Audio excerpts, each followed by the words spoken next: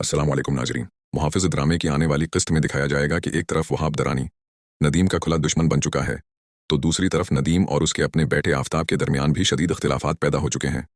आफ़ताब को अब अपने बाप पर ज़रा भी यकीन नहीं रहा। इधर दूसरी जानिब पारिस का दिल बुरी तरह टूटने वाला है और वो जवार के बारे में एक बड़ी गलतफहमी का शिकार होने वाली है। असल में जब जवार पारिस और मरियम को शापंग के लिए ले जाता है, तो वहाँ पारिस की खूबसूरती देखकर चंद लड़के उसका पीछा करने लगते हैं। ये बात जवार से बिल्कुल बर्दाश्त नहीं होती और वो वहीं इन लड़कों की अच्छी खासी पिटाई कर देता है। मरियम भी ये सब देखकर हैरान रह जाती है और शायद पारिस के सामने ही जवार से कह बैठती है, भाई खैरियत तो है? आज से पहले मैंने आपको ऐसी बात पर इतना गुस्सा करते कभी नहीं देखा। घर वापस आने के बाद पारिस मुसलसल जवार के बारे में सोचती रहती है कि आखिर जवार मेरे मामले में इतना पोजेसिव क्यों है। अगरचे पारिस को याद रखना चाहिए था कि जवार दरअसल उसका बॉडीगार्ड है और बॉडीगार्ड का यही फर्ज होता है कि वो उसकी हिफाजत करे, लेकिन पारिस के दिल में भी जवार के लिए मोहब्बत जन्म ले चुकी है। इसीलिए वो जानना चाहती है कि क्या जवार भी उससे मोहब्बत करने लगा है। वैसे तो जवार की बातों से उसे कुछ न कुछ अंदाजा हो चुका था, क्योंकि जवार अक्सर उससे बात करते हुए बेअख्तियार रस्मी अंदाज छोड़कर अपनायत से बात करने लगता था। मगर पारिस को गुस्सा इस बात पर आता है कि अगर जवार वाकई मुझसे मोहब्बत करता है तो फिर साफ लफ्जों में अपने दिल की बात क्यों नहीं कहता। अगले दिन पारिस हिम्मत करके जवार से सीधा सवाल कर ही लेती है, इन लड़कों से तुम क्यों उलझे थे?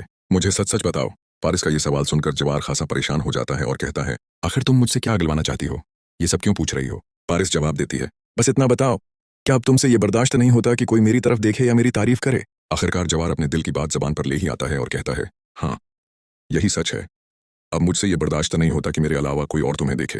पारिस जो जवाब सुनना चाहती थी, आखिरकार उसे वो जवाब मिल ही जाता है और जवार के मन्ना से ये अल्फाज सुनकर पारिस चंद लम्हों के लिए बिल्कुल खामोश हो जाती है। उसके चेहरे पर हैरत, खुशी और बेयकीनी एक साथ नजर आने लगती है।